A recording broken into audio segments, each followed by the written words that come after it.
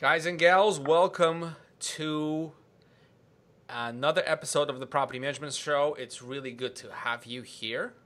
On November 9th, 2016, we're going to travel back a little bit.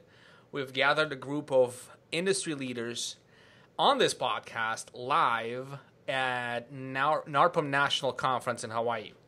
So what we wanted to do is decode the future industry trends and help property management entrepreneurs develop strategic plans to take advantage of industry opportunities. The topic last year was, specifically we named it as Disruptive Property Management Industry Trends in 2017, Modernize, Grow, or Become Irrelevant.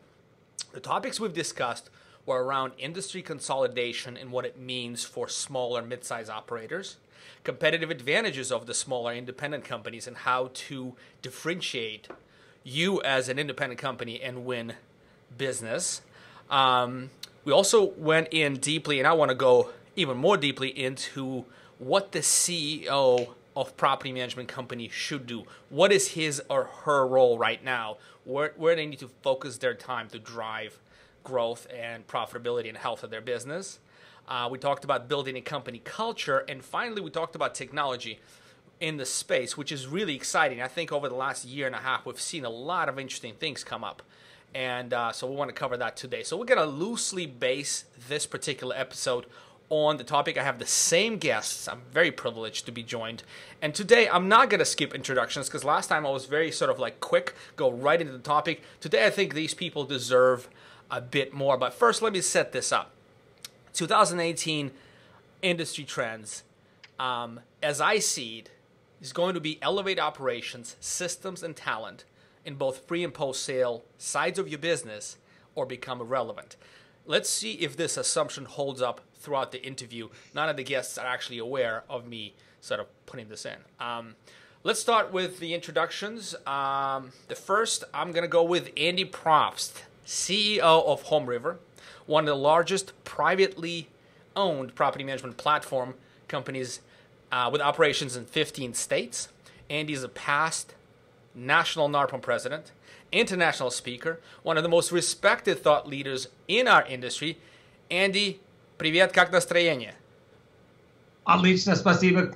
Как у тебя? Oh, хорошо. By the way, Andy is also fluent in Russian, and he has a movie made about his experience as a missionary in Russia in late 1990s called The Saratov Approach. Highly recommend you guys check that out. Andy, welcome to the show. Couldn't be happier to be here. Also, Alex is fluent in Russian, if you didn't know. Da, see. All right, let's go to my next guest. Thank you, Andy. Next guest, Michael Montero, CEO of Buildium, who spent the last decade turning Buildium from a homegrown little software solution that created basically out of individual frustration with the lack of solutions for for investors. So he turned that little homegrown solution along with co-founders and partners into one of the largest property management software companies in the world with over 12,500 property managers using the platform. Michael, are you ready to go on a mental safari here with us? I am, but unfortunately I don't speak Russian, so I hope we stick to English during this. Let's pick a language right now and just commit. Nobody's perfect, Michael. Nobody's perfect.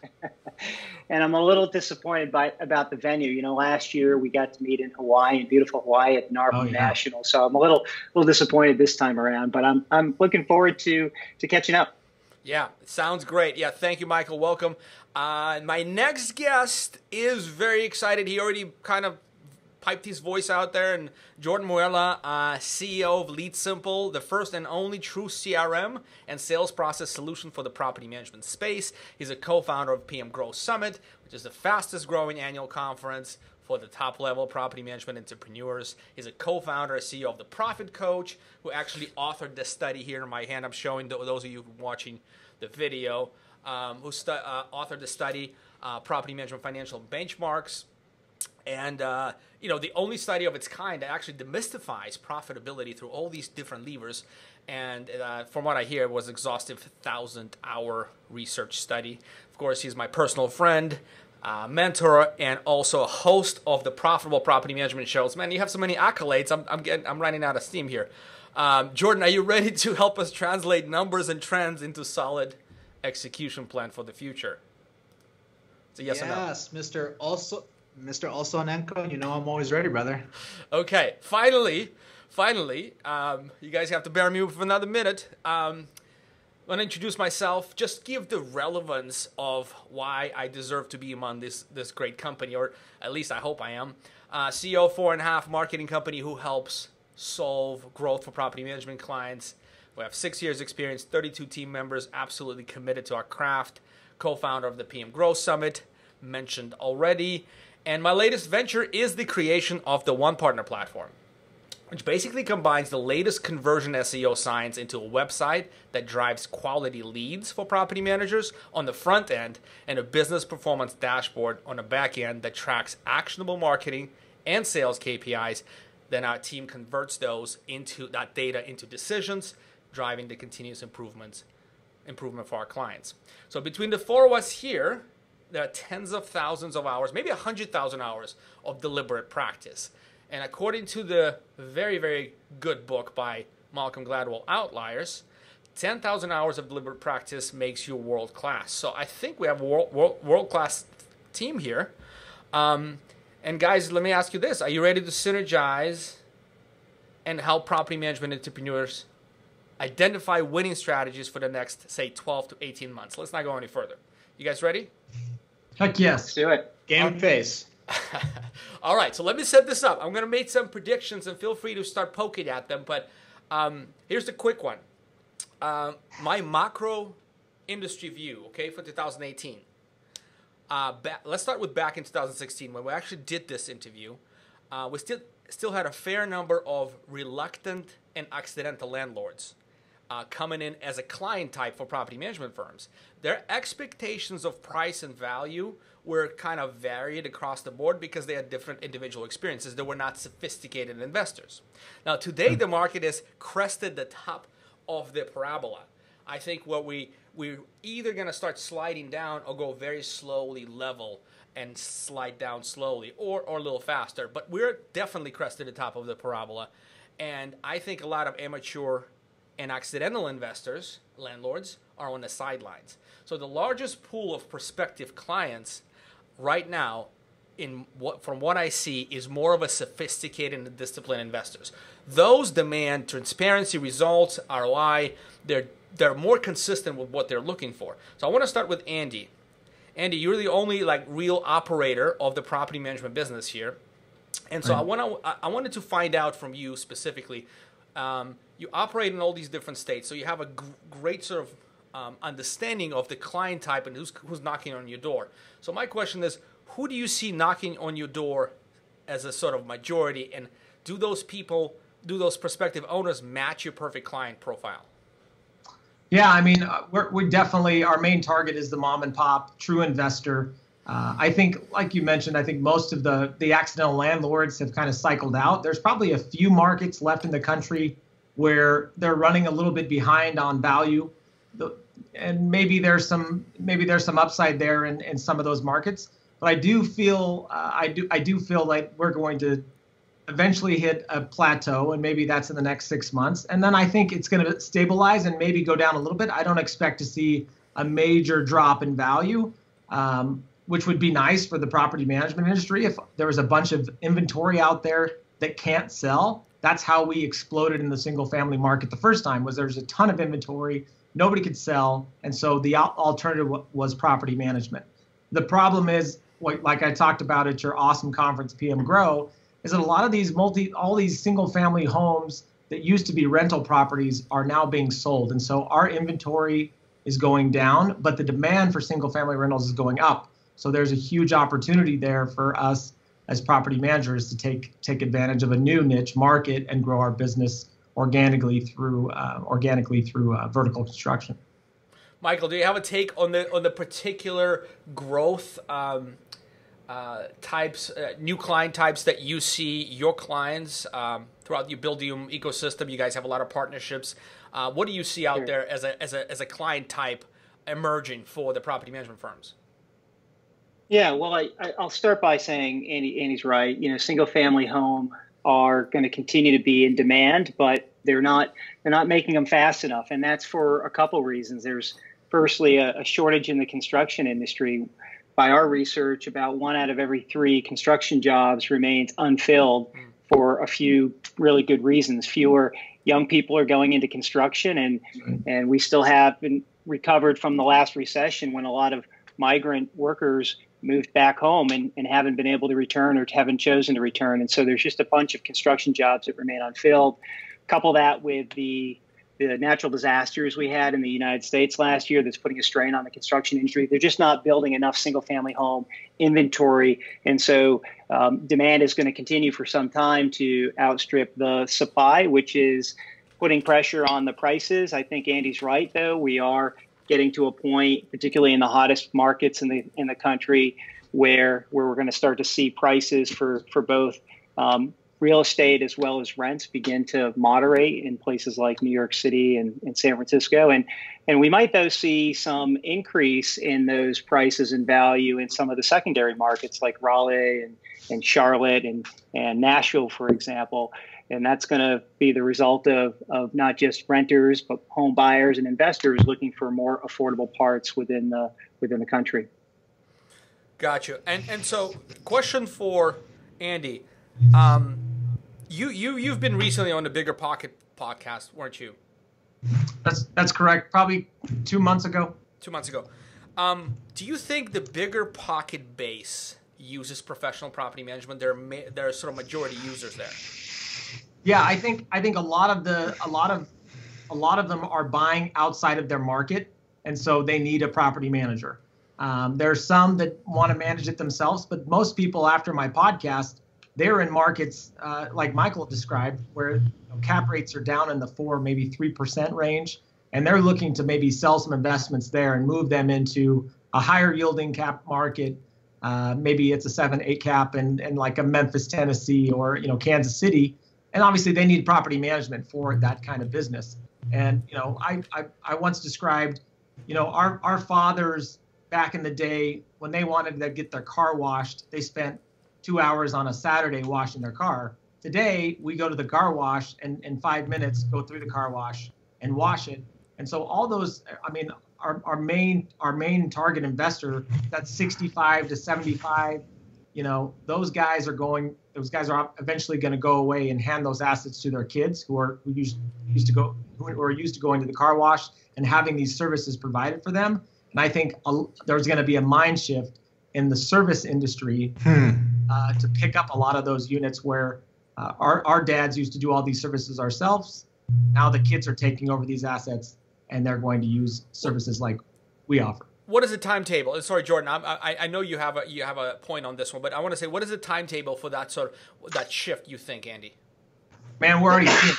I think we're seeing it a lot already. Nationally, just folks just, hey, I'm getting ready to retire. These 75-year-old, I'm done. I don't want to do it. My assets are doing great. I've owned them for a long time. Just hand them over. And my kids don't want to touch them.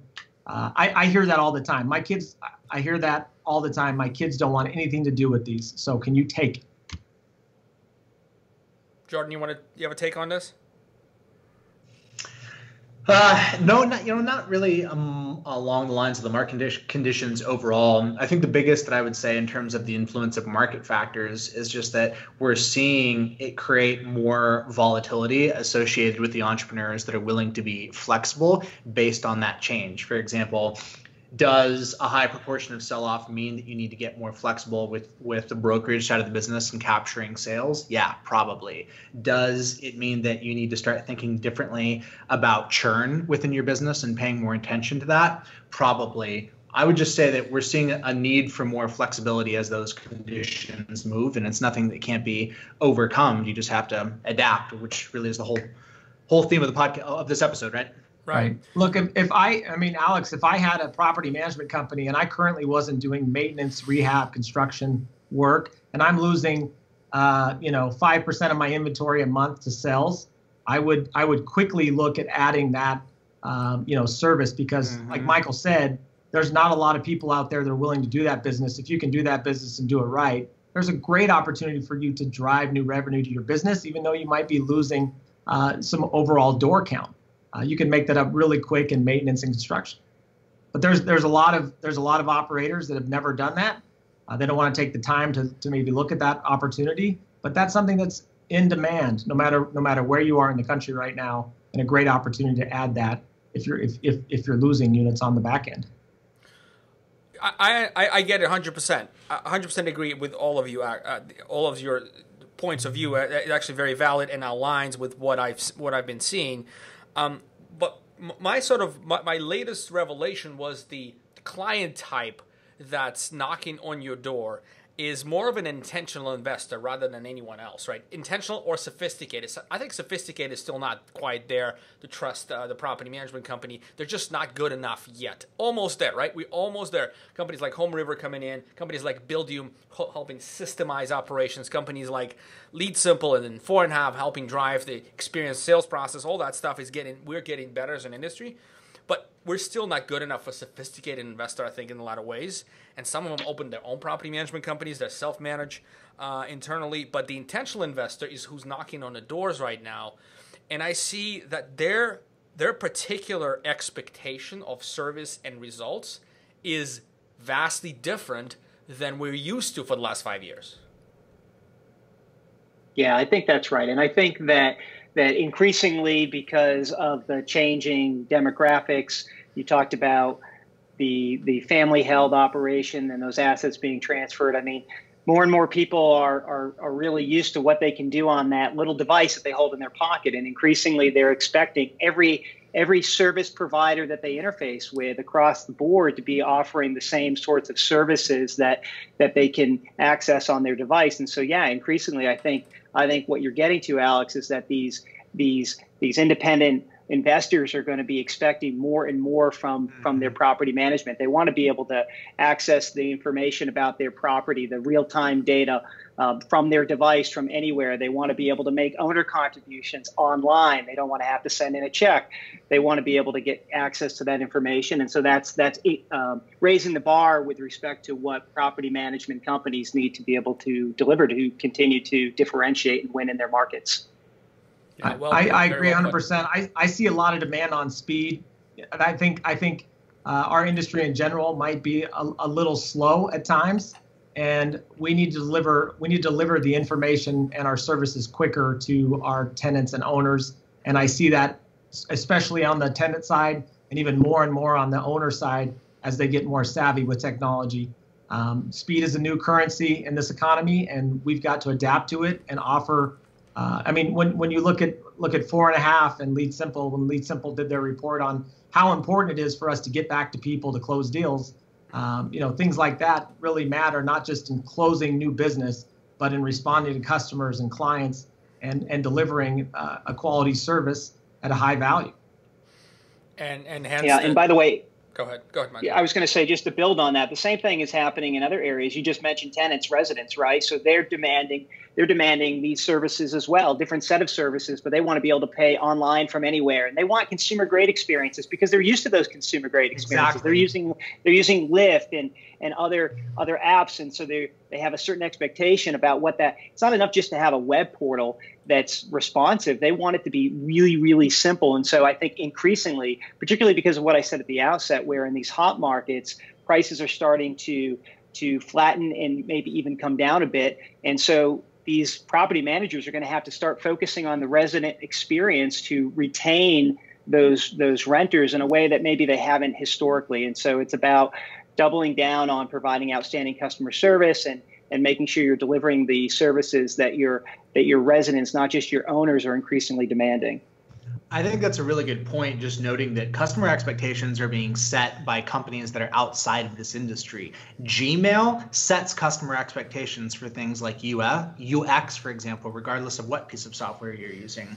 The overall approach of what first Andy brought up, ancillary revenue, but then connecting that to what Michael brought up of actual expanding scope of service delivery, it's all the same thing. You can think about it in terms of incremental revenue through doing maintenance or whatever, but at the same time, it's basically expanding the scope of where you put your hands on something and you say, this is going to be a first-rate experience for the consumer. That's the trend that's not going to go away. That's the long game. The short game is we want to fee max and use more outsourcing to lower costs. That's great near term, but somebody is going to trade that margin for market share. And long term, the future in the long game is absolutely all about comprehensively owning a full stack experience for your customers. That's my perception. Full stack experience. That's really well said. If you guys don't mind, let's shift gears and go to more of a consolidation and the market state, industry state when it comes to acquisitions. Last year, it was red hot. I think when we talked about a year and a half ago, Andy, wasn't Home River just being formed? Yeah, I mean, I think we were probably 6 months old when we got together the first time in Hawaii. Ballpark, how many acquisitions have you made since then? Boy, I would say portfolio and platform together between 10 and 15 total acquisitions. That's quite a bit. And those were some of these larger companies, some of the larger operators in the given markets, which is impressive. And so what do you see, Andy, maybe we'll start off with you, or Michael, if you have a point. What do you see as a trend in the acquisition? It's very popular. I'm just going to say it's a very popular topic. We have a website chat, and people ask all kinds of growth-related questions. And I'd say probably 1 out of 30 is related to how to value my company. Literally, it's that relevant right now. Do you see valuations going up? Do you see them catching up with Australia? Do you see more operators willing to join a company like yours where they get a little bit of a stock and participate in a larger thing? Or do you see people checking out? What do you see? Look, I mean, if you look at a lot of the NARPM surveys, our industry in general has kind of an older population, right? And they haven't really thought about an exit strategy at any point. And they're getting to that point in their career where they're thinking, look, I built something, it's got some value. How do I get out of this business at some point? I think there's a lot of that going on. There's also this new young wave of operators that are coming into the system, into the property management business too, that are trying to modernize it. Those guys, I've had a lot of conversation with those folks. They don't seem to be super interested in getting out of their local market. But if you take a look at like the West Coast, East Coast, those markets that have been hit with an awesome real estate market and they've dwindled indoors, those folks seem to be interested in getting out of the business. They're a little bit more motivated than the folks in the Midwest and some parts of the South. And then the people where we want to go into those areas, places in the Midwest where you guys know there's not as many property managers. Some places in the South, there's not as many property managers. Most of the property management folks are at the 80% are on the coast. And so it's hard to find good operators in those mid-level secondary, tertiary markets that want to sell because their businesses are growing, because investors are flooding those markets right now because that's where they can get their yield. And, we have a lot of people that really are interested in talking to us that are in markets where they're losing doors on the back end and they want to get out before who knows what happens. So that's kind of what I'm seeing, like a 1 minute overview of what the market looks like today for me.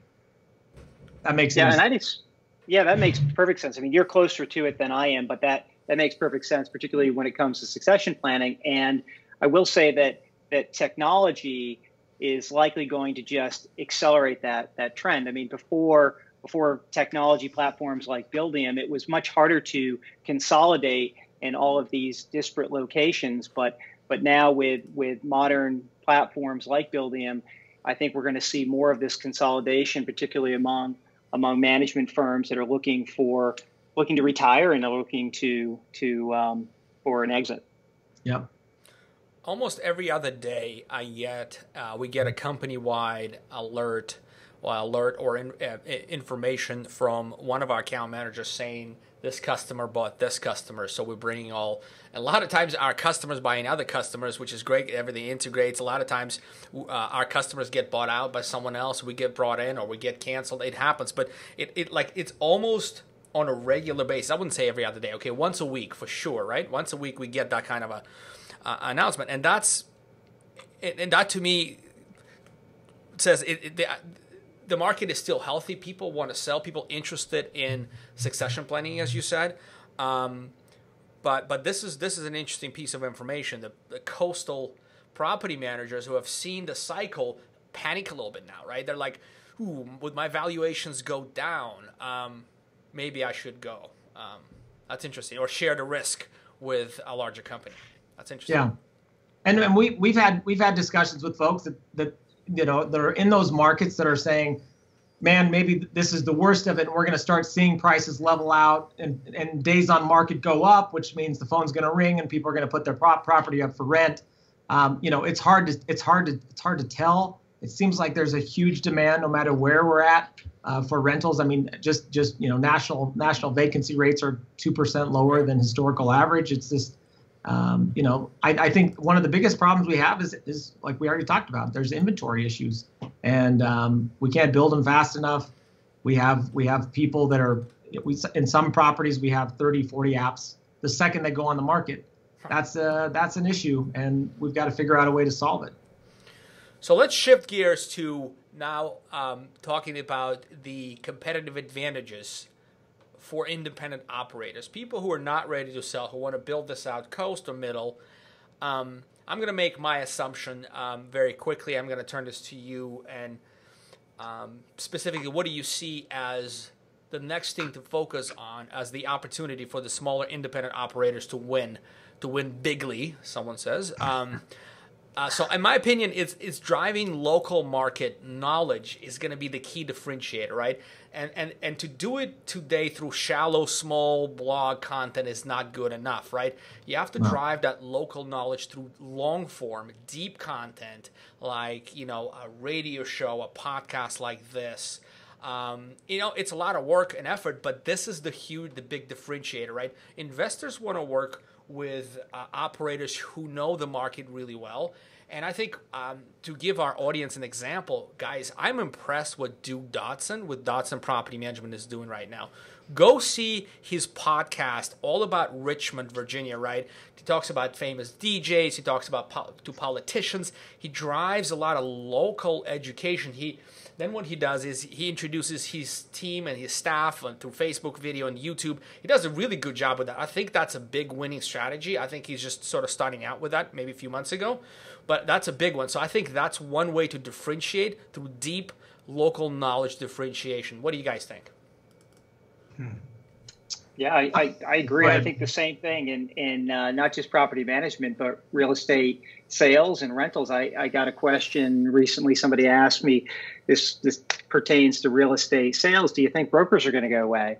And I said, I think the nature of what brokers will do in the future will start to change as technology, as VR and other new technologies become even more ubiquitous. I think what you go and seek a real estate agent for will change over time, but there's always going to be value placed on that local knowledge, and the same is true of property management. So I agree with you. I think that, you know, real, legitimate, authentic local knowledge has a ton of value, and that's where the small independent operator can stand out from that regional player or that bigger player is by knowing that local market better than anybody else. So I think that is a way that these smaller independent property management firms can differentiate. I mean, I would just add maybe two more things to that, Alex. And I think local knowledge is very important, obviously. But building local, deep relationships with people in the market that are doing things that are going to help drive your business is huge. I mean, I think what you guys do, you know, Lead Simple is great, 4.5 is great as far as getting your online presence out there and getting people in front of your business. But the people that are actually out there moving and shaking and making things happen in your market, you know, you've got to get out from under your desk and go out there and meet those people and then tell them about how well you know the market, and then figure out a way how you can work together with those folks to help grow your business. I know we property managers in general just got super spoiled from 2008 to probably 2013, and now they're just like, why isn't this working? Why isn't my phone ringing off the hook anymore? And they keep doing the same thing over and over again, and it's not producing the same results. So those deep-rooted needs to go out and build relationships with folks and understanding what the market is currently needing is important, and then getting in front of those people is obviously important. And the other thing I think is building something specific, a niche for your business that you do that nobody else does, that really separates you, where you can say, hey, we do this better than anybody else in the country, and this is how we do it. And if you can get some local knowledge, build some local relationships, and have something super special that you offer, man, if those three things are dangerous, and you can grow your business in the worst property management, market, known like basically right now. But you got to have that kind of three-pronged approach, in my opinion. I think all of that feedback aligns really well with Steve Murray's thesis that he shared at the recent Broker Owner, which is that there's going to be an aggressive spot for the boutique property management companies that are all about service and local market knowledge, as well as the larger players that are trying to achieve some semblance of scale. I think that the differentiating factor there is the degree to which any operator treats what they're doing as a functional business as opposed to a really great income stream. I've said this a million times, but recurring revenue is the blessing and curse of this industry. And the operators that choose to do a couple of things, first one that comes to mind for me is operationalizing the sales and marketing function within their business. To me, that's like a really solid bright line of an organization that is aspiring to actually have a future in the long term, as opposed to saying the number one deterministic factor is our widgets, whether that be how good we sell houses, how well we manage your property, how well we produce whatever the good or service is. To me, that's a meaningful bright line that has to be rooted in overall awareness of the unit economics. What is your customer acquisition cost? What is your customer lifetime profit before sales and marketing?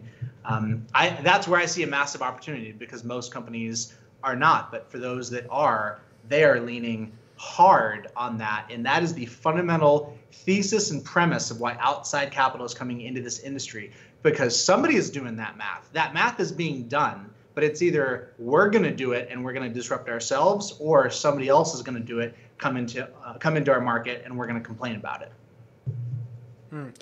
May I ask, Andy, if you can provide an example? Because you said you put up another really good way to differentiate is local knowledge. So share it. So education through local meetups, investor meetups, long form content, that stuff. But also you said building relationships locally. And now I'm just thinking, as you saying this, I'm thinking, I know a lot of very successful property management companies that don't have any particular competitive advantage that I know of, but they're growing. They're very financially secure. They have amazing, awesome teams and a lot of revenue that allows them to do a lot of good things with their businesses.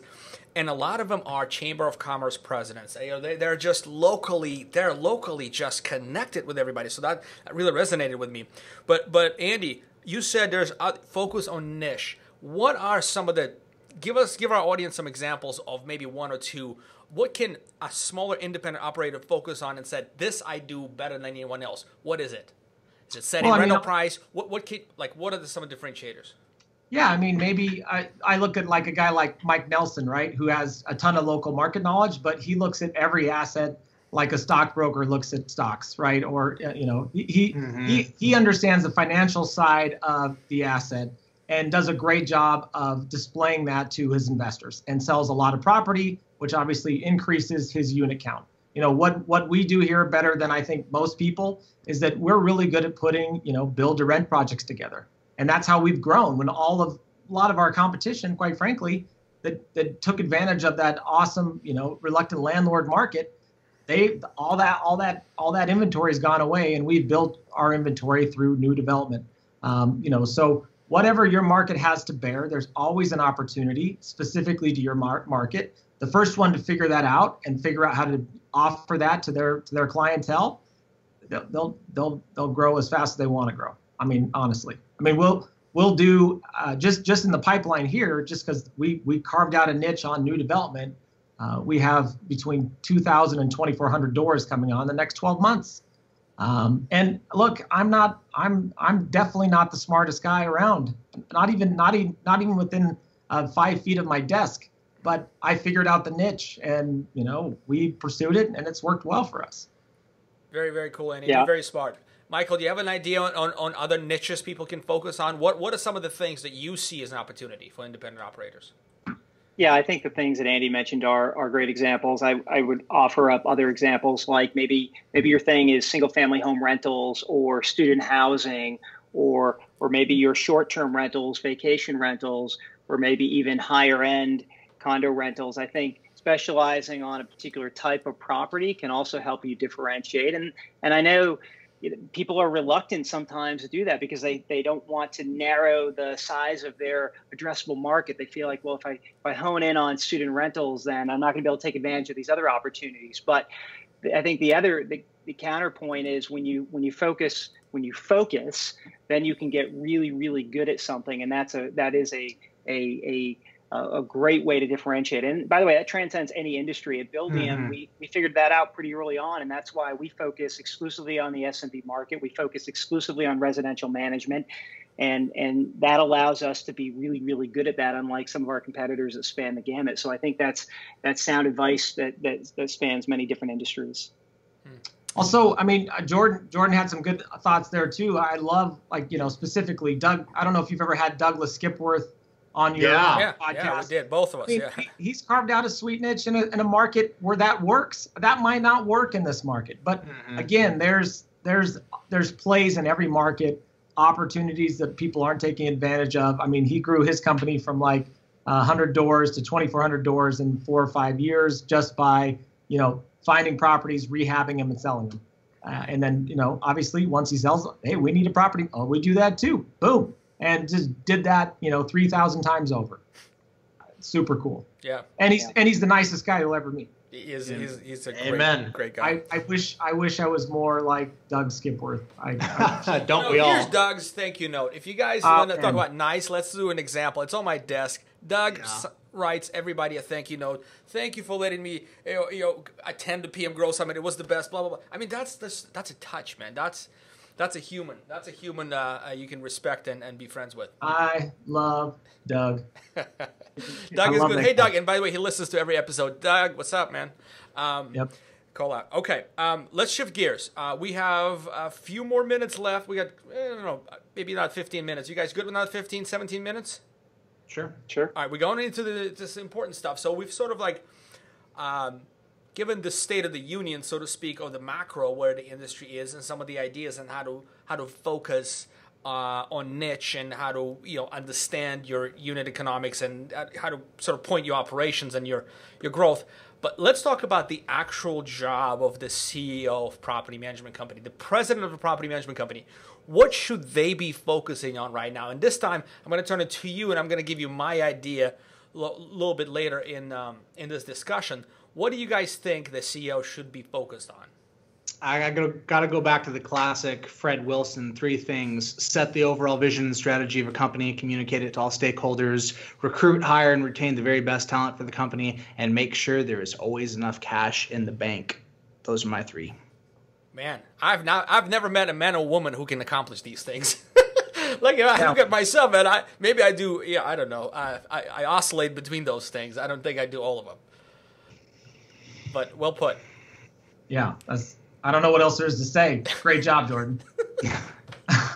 Great job, Fred Wilson. I think the first part is about setting that clarity, right? Where are you trying to go as a business in the next 3 to 5 years?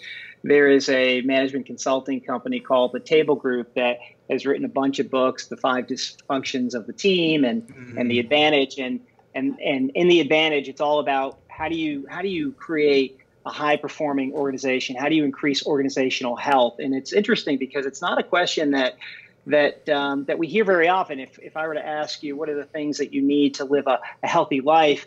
It wouldn't take long for people to say, well, you need to get lots of sleep, you need to eat well, you need to get some exercise, right? Those are the 3 key ingredients. But organizational health, it's less clear.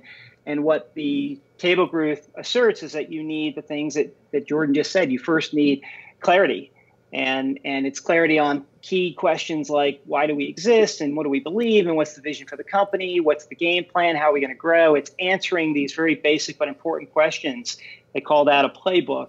And then step number 2 is once you have that clarity, you need to communicate it, like Jordan said. And then step number 3 is you have to over communicate it because it's not a one and done proposition. And so, yeah, I agree with Jordan. I think as the CEO, the president, you need to be thinking about what you want from your business, what the longer term vision for the business is, and then making sure that that's really clear to the rest of the organization so that you're all rowing in that same proverbial direction. Mm-hmm.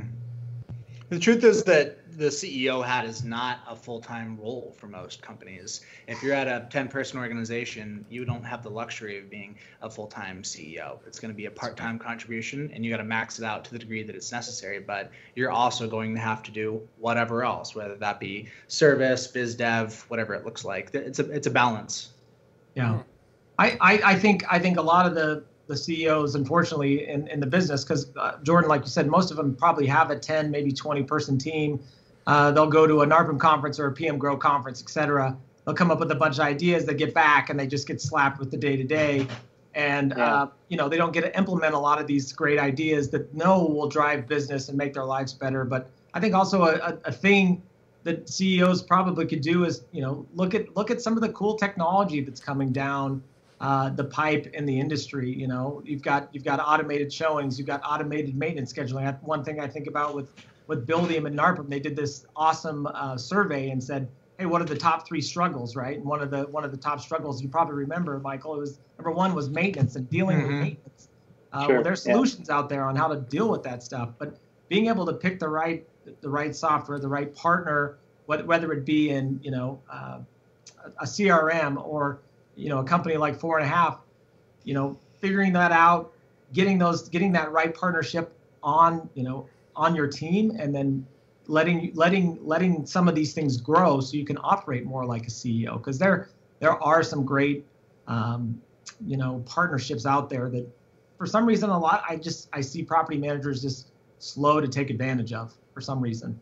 And I think the other thing on the technology side is it's nice to see some of these property management softwares, and I'm not sure where Buildium is on this, but they're opening up their API and they're allowing some of those, the bilateral connections, to update their software and vice versa. And that's huge, especially when you're trying to scale a business. The app ecosystem. Yeah, so my take on this is a bit more specific and timed to the trend and where we are as an industry in a cyclical nature, and where we stand. So I think if I was a CEO of a property management company, and my coaching and consulting, I do talk about this, and this is I think driving systemization of processes and partnerships right now to plug in different partners, as you put it, Andy, very aptly put, plugging the partners into your system, systemizing, smoothing out the operations. That's internal focus. That should be it. And I think outsourcing should play a big role in this. But I think externally, and I'll talk more about that later and why, but I think externally, I think we all, the property managers and us, all business owners, need to focus strongly on transparency and how to properly, how to position your company as a transparent and trustworthy operator, right? Trust is the biggest bridge, the biggest gap that we need to bridge. And I think so. When I say transparency, I want to be more specific. Like a CEO should really be thinking about pricing, right? Putting out pricing as a tier-based pricing where you're not too cheap, not too expensive. You can cover across the spectrum. All of a sudden, the fee conversation goes to nothing. It gets reduced to really nothing because the fee is already posted. You talking about service and value, and you picking the specific package that people need. The team, I'm really big on putting the team first, right? Their bios, their videos on the website. Have that information right up front. Again, to transparency, trust. Who am I working with? These guys know what they're doing. I meet them. I know who they are. Trust on, as you, Michael, put, trust on the speed and reporting. And I think maybe Andy said speed, but speed and reporting. Like, I'm a landlord. I need to know what's going on with my property. I'm running my own life. But property is the biggest investment I make. So guess what? I need to be able to see what's going on, what the latest inspection says, all that stuff at speed. And so that to me is external transparency. That is a differentiator for medium and smaller size operators as well as larger operators. And that's what I would focus on if I ran a property management company. Yeah, I think that's good advice. I think that I would generalize that by saying that as a business owner, it's increasingly important, as if you want to grow, I should qualify it with if you want to grow, to figure out, I think what you're getting to, Alex, is how to operationalize various aspects of your business so that you can delegate those parts of your business to other people, which is going to enable you to do some of this other stuff that Jordan mentioned. It's awfully hard to be thinking about where your business is going to be down the road when you're running around trying to get rents collected or leases executed or listings posted. It's really hard to be working on your business if you're so in it. And so it's important to allocate some time. You know, that the distinction, we've all heard the distinction between what's urgent and what's important, right? Urgent is my house is burning down and I need to get out or put it out. You know, important is that stuff that is really, really important, but is easy to defer, and operationalizing it, like writing down the steps of how you do a particular workflow or business process. It's important, but it's not urgent. So it's the stuff that often gets deferred, but it's so important to allocate time to that. Or otherwise, you'll never get out of it, and you won't be able to grow. Also, I mean, I was just at the Broker Owner event a week and a half ago and talked about the cost of distractions in the workplace. I think a CEO has got to figure out a way to get ahead of the distractions that are causing our people to be very busy but not productive. That's a problem I see when I walk into every property management company I've ever walked into. There's a bunch of people kind of running around with the head cut off, but they don't have clear direction, not specifically working in a workflow type of a system that drives productivity. They get in, they sit down, their email dings and their phone rings, and that's the whole day. And that's just a tough environment to keep good people for a long time. And we talked about culture on the last podcast. I won't go into that, but man, the distractions that we're facing in property management, and one of the most busiest industries in the world, are costing us, hundreds of thousands of dollars a year. And we've got to figure out how to minimize those distractions and keep people productive and not just busy, burned out. Actually, culture is a very natural progression of business growth, and in fact probably one of the key components, and it was definitely on the agenda. So we have two more topics. I want to talk about culture, I want to talk about technology before we wrap this up. And Andy, excellent segue, my man, that was beautiful. So maybe Jordan or Michael can kick us off with the culture, what the importance of it, and given the current state of the industry, where and how procuring good people, what do CEOs do? How do leaders build teams? I'm going to defer to Michael on this one. I'm very interested to see some commentary from him on how what did or didn't work at 10 people is now working on a much larger scale. Yeah, well, I think it starts with getting to that clarity, because if you don't have the clarity on where you're going as a company, if you don't have clarity around what's really important, how you expect people to behave, then it's hard to look for those things when you're hiring people. And so I'll say when building was 25 people, we're over 200 today. It was a lot easier to rely on your intuition or your gut when assessing candidates. But as you get bigger, you can't do that anymore. That's not scalable. And so what you need is a consistent way to assess talent on the way in. And it starts with what we do at Buildium is we create what we call a scorecard. It talks about the things that you want that person to accomplish in the first 6 to 12 months, the outcomes, in other words. It talks about the competencies that you think are important in that particular job. And then it talks about the values of the organization. And so we use that scorecard. First of all, we create it before we even post a job ad out there. We create that scorecard, because if we don't, then it's impossible to interview candidates in any sort of consistent way. And so that's one change that we had to put in place as we got bigger to ensure that when we were evaluating talent, we were doing it through a common lens. And by the way, you can't do that until you've done the hard work of figuring out what your values are as an organization. So it does really start with that foundational work, and then you can start to put together a scorecard for a position and evaluate talent more consistently. Yeah, only thing I would just add to that is that a lot of the culture has to do with the external facing customer commitments. What are you committed to achieving on behalf of the customer? And those are things that can transcend any given one operation, process, interaction, and experience. But whatever your cultural commitments are, if they're not tangible, demonstrable proof and evidence of it, then it's a philosophical idea, which means it ain't worth much. Well, I think that nobody would argue this point. The real culture starts with the best people that are aligned behind a single purpose. That is, everybody understands and drives towards. That is a given. That is a definition of good corporate, good company culture. And I think the focus right now should be, good people cost money. Okay, like that's what I'm finding out, right? This is my learning. As the company grows, good people cost money, and not only in salary, but also salary benefits, and they want to work with the companies at a good office and perks and all this other stuff.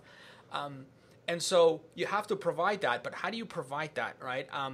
And compete with companies who have a lot lower, team costs, talent costs? Well, I think the answer is outsourcing and systemizing, right? I think moving tactical to nearshore or offshore, and elevating strategic to local, right? Will provide that opportunity. Will provide a tremendous advantage with very smart people making good money, sticking around, working through. And providing the best customer service. And so I think the other side of that is organizing operations into squads. And those of you who are interested, you can listen to my podcast with Adam Hooley on this. It's called The Framework of a High-Performing Team. What this is basically an opportunity for advancement within your service operational side, property management side, where you have the property management executive on top, assistant property managers below them, and then maybe some lower end people, interns, somebody you just hire into the property management position all the way in the bottom, helping those. So you have this sort of a team approach where there's an upward mobility for the employee, for the team member, as well as service oriented structure for the customer, because if somebody gets sick, quits, all of a sudden you're not losing that, that person is not losing all the clients, and terrible things don't happen. So I think those kinds of things that, to me, best people drive culture. Best people are expensive. Outsource tactical and move to strategic so you can afford best people. Yeah, one thing I'll add, you mentioned good people are expensive. I think it's expensive, particularly when you lose good people. Mm-hmm. It's the same thing with customer acquisition. It costs a lot of money to acquire customers. You want to make sure that you do a good job of retaining them. And one thing that I'd encourage any property manager to do is some kind of way of measuring employee happiness. You can do it very inexpensively, even for free. There are plenty of online survey tools. You can even use Google Forms to do an anonymous survey, and you can borrow questions. You don't have to invent them. Use the Gallup Employee Index. There's 12 questions that they ask to measure employee engagement, and you can administer a survey like that with SurveyMonkey for free, depending on the number of responses, or for free with Google Drive, and just do that every 6 months. Do that 4 times a year, and that'll help you maintain a pulse on how your employees are feeling. If you don't measure, it's hard to improve, and that's true of any aspect of your business. So there's no reason why you shouldn't be measuring employee engagement too. Great advice. Yep. Very well put. We love that. I mean, we've been doing a daily happiness survey, we call it the face of the day. So we highlight one employee every day. And at the bottom of that, like a MailChimp email, there's a little link to a survey. It's just rate your day on a scale of 1 to 5. And we can see the trends over time. I think we've been doing it since maybe 2012. But we've caught a couple of situations, that might have been bad if we weren't ahead of it with that survey. It's a lot of work to do it every day, but as we get bigger, we want to keep it tight and continue to learn who's working, in the same building as we are. The other thing, I think one of the biggest struggles I've heard from property managers is just hiring good people at a good rate. One thing that we do that kind of keeps our interview room full is that we post our fun experiences on Facebook on a weekly basis. That's good. And when we have our group interviews, typically once a week, we'll typically have somewhere between 12 and 15 people show up. Gives us a good way to judge the culture fit first before we kind of get into the specific details of the job, before we start executing our scorecard. So I mean, even today we had our second quarter theme rollout this morning. We did it at the bowling alley at 7:30 a.m. It was awesome, and everybody got to eat burritos, breakfast burritos, bowl, and get out of there in 40 minutes. It was awesome with a 10-minute presentation. So what's the theme this quarter, Andy? Rolling with the changes. Awesome, love it. Rolling with the changes. Did you catch that? Nice, love it. Yep, which is why we had it at the bowling center, man. We had Ludacris singing "Roll Out," and we had awesome. REO Speedwagon rolling with the changes. Obviously, we took that, and then we bowled 8 burritos and we were back in the office at 9 o'clock when the doors opened. So it was awesome. But getting that out there, people seeing that happening, they're gonna be like, man, something's going on there special. I need to go down there. And these younger folks, they're more interested in purpose than money. So if you can show that there's a clear purpose to what you're trying to do, get them excited, they'll come over. If you have all three, purpose, money, and fun, you can get anybody you want. I mean, right. I'm competing with Google, Facebook. I'm competing with Twitter. I'm competing with, yourname.com right below me. Like, that's just like anything, right? It's crazy here in the Bay Area. Yeah, you got to, purpose is big because people, smaller companies, I'd say, people want to make a contribution. If you show them what difference you, the employee, the team member is going to make, I think that's going to be a difference between, being interested in taking the job and not, and being connected with the job or not. So that's good. I think we've covered a lot of things. Any parting thoughts? And we're going to do this again in 12 to 18 months, depending on what kind of things and shifts happen. Really, so I think like quite a few things happen, and this particular conversation is quite actually somewhat similar, but also different from last time. So we're going to meet another 12 to 18 months. Can I get you guys agreement on that? That sounds great. You got it. Awesome. We'll see. The negotiator. Yeah, the tough guy. So any parting words of wisdom? Man, I'll start off just by saying maybe these aren't words of wisdom, just words of appreciation. Obviously, all three of you guys on this podcast do a ton for the business of property management, which I love. And as you guys know, there's a lot of property managers out there who just struggle every day. And all of your services add value, especially, I love that Buildium NARPM survey that you guys put out every year. I use that almost once a week. I look at it for, what are we trending the right way? Are we doing the right things? Are we looking for the right people? Obviously, I'm a huge fan of 4.5. They're driving our business all over the country. And, we have, I think, 8 full-time BDMs that are using Lead Simple every day to help grow our business. So I just wanted to say, thank you on behalf of our business and all property managers for helping us, who are running around as operators with our heads cut off most of the time, trying to get us focused and moving down the right direction. So just thanks for having me on and all you do for the business. And NARPM, obviously, I'm a huge fan of NARPM. All you guys are incredibly generous to that organization, which means so much to me. That is a really good place to end. Michael, Jordan, any parting thoughts? And by the way, thank you, Andy. That is much appreciated. Got it. Yeah, I would just say it's a privilege to service this industry. I mean, our customers are the reason why we have the privilege to come into work every single day. So thank you to you and all the property managers out there. We know it's a thankless business, and we're just honored to be able to help in some small part our customers run successful businesses. My parting words are this: I think it is a great time to be in this industry. The benchmarking study we just did showed that there is a wide chasm between the folks at the top and the bottom, but on the whole, I'm just really optimistic about this space and time of being in this industry right now and growing a phenomenal, exciting business. There's no industry I'd rather be in. Phenomenal. Gentlemen, I will see you in 12 to 18 months. We'll cross path and talk in between, but for the purpose of this show, I want to say thank you very much and all the best to you and all your endeavors and adventures, and we'll talk to you soon. Sounds great. That's